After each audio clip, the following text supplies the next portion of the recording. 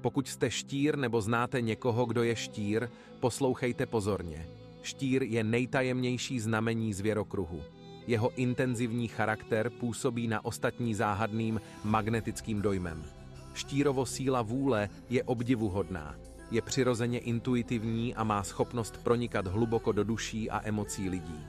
Štír je jedním z nejvěrnějších znamení zvěrokruhu, ale pouze k těm, které má opravdu rád.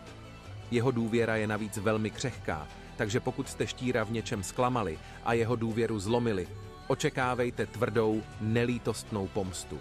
Přitahují je tajemství a mystika, zajímají se o záhady života. Ve vztazích jsou velmi vášniví a intenzivní. Mají tendenci k žárlivosti a posedlosti, ale zároveň jsou schopni poskytnout svým blízkým hlubokou emocionální podporu a ochranu. Štíři mají schopnost odhalit skryté motivy a pravdy, což je